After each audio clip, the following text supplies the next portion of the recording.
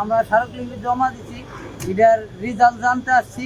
ওখানে আমাদেরটা কোনো কিছুই বলা হচ্ছে না, আমাদেরটা নেওয়া হচ্ছে না।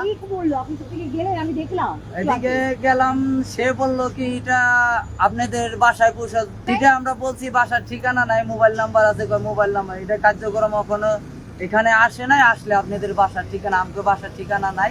ডক্টর ইউনূসের বাসভবনে গেছি, ওখানে আমাকে স্মারকলিপি জমা দেওয়া হয়েছে।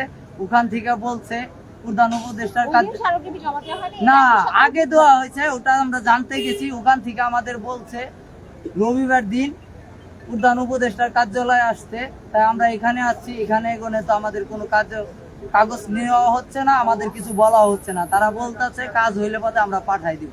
কই পাঠাই দিব, কোনো ঠিকানা নাই, কিছু নাই। তারা কই পাঠাই দিব সেটাই তো আমরা জানতে চাইতেছি। তারা কইতাছে মোবাইল নাম্বার আছে, আপনাদের কাজ হইলে আপনাদের জানানো হবে। এই কোটা আন্দোলনে আমার শরীরে কিন্তু 9 জায়গায় আঘাত আছে। আমার এমনকি পায়ের একটা হাড় এখনো ব্যাকা হয়ে আছে। আর আমার বহু রিক্সাওয়ালা ভাই মারা গিয়েছে, গুলি খাইয়ে বহুত ভাবে মারা গিয়েছে। তা আমাদেরকে দেখেন রিক্সাওয়ালাকে কেউ কিন্তু কোনো জায়গায় মনে রাখেনি। আমরা যখন রিক্সা চালাইছি আন্দোলনে, মার্কেট বন্ধ, ডাক্তারখানা বন্ধ, স্কুল কলেজ বন্ধ, সব কিছু বন্ধ।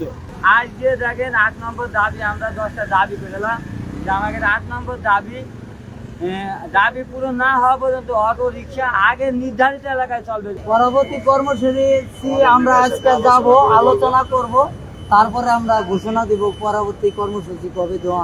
উত্তরের জন্য আসতে 200-400 রিক্সা বহর নিয়েও আসতে পারতাম, কিন্তু চেয়ারম্যান মহোদয় বলছেন দেশের এই পরিস্থিতি, চতুর্দিকে বন্যা, এই অবস্থাতে কোনো আন্দোলন ফ্যাসাদ আমরা চাই না। আমরা শান্তিপূর্ণভাবে প্রধান উপদেষ্টা কার্যালয়ে যাব এবং উত্তরটা জানার চেষ্টা করব।